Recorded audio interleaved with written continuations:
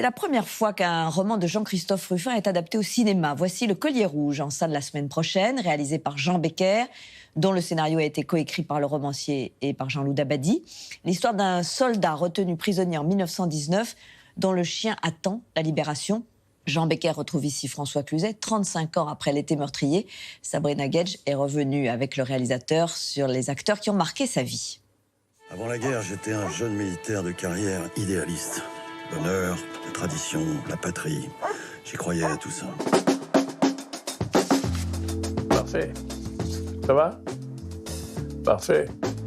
84 ans, 15 films et une trentaine d'acteurs de renom à son compteur, le réalisateur Jean Becker a mis en image les plus grands du cinéma français. Il revient aujourd'hui avec un long métrage adapté du roman de Jean-Christophe Rufin, avec pour décor la guerre de 14.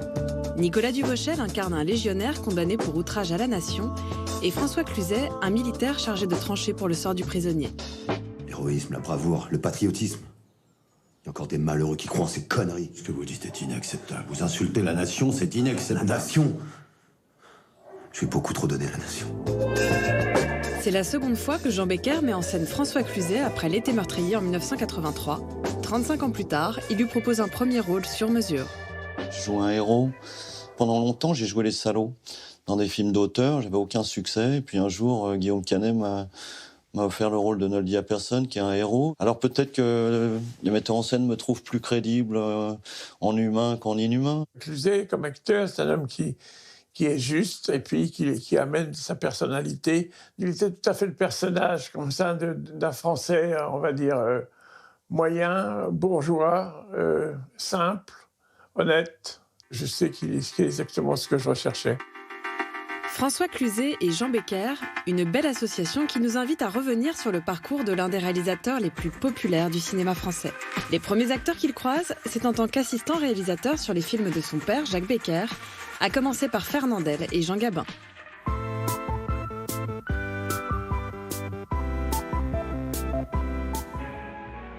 Le miracle pour moi, c'est que tout puisse toujours être fait avec ça et avec ça.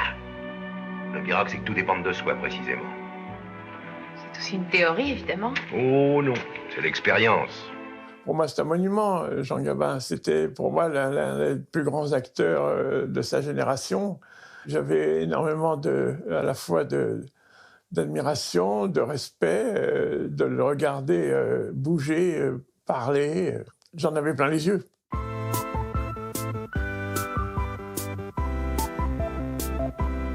Fernandel, j'ai fait 3 films moi, avec lui. Enfin, en tant qu'assistant, j'entends bien.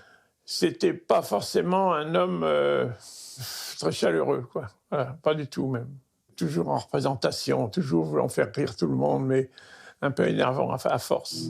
Leur rire est un instant divin qui n'a pas son pareil sur terre. Leur rire est un instant divin. Ah, vous en connaissez, vous, dans la vie des gens qui ne rient pas,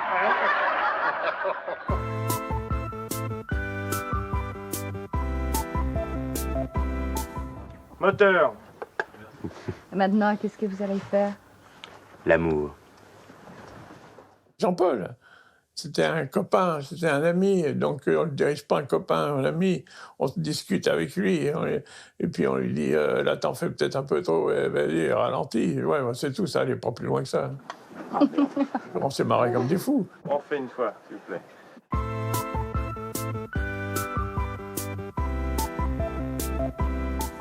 Il y avait Dussolier, Gambin et Jacques Villeray. C'est des pointures, ça. Tout ce petit monde qui se regarde jouer entre eux, qui s'estimait, qui s'amusait. Fumier de lapin! Fumier de lapin! Moi, j'étais admiratif de voir ces gens qui avaient tout compris ce que je recherchais. J'ai vécu un moment magnifique avec eux, là.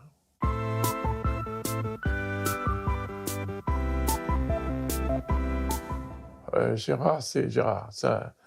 Gérard, c'est le plus grand acteur que j'ai jamais rencontré. En plus, on ne le dirige pas.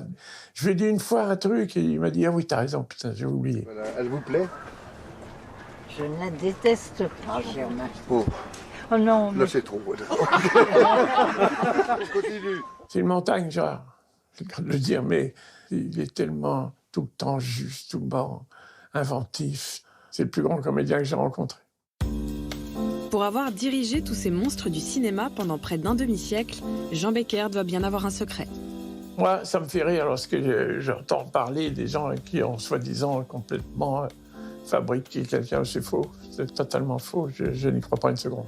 On ne dirige pas un acteur, on lui laisse la bride sur le cou. Quand on a pris la bonne personne, on ne dirige pas. Allez, on en prend ça. Allez, partez.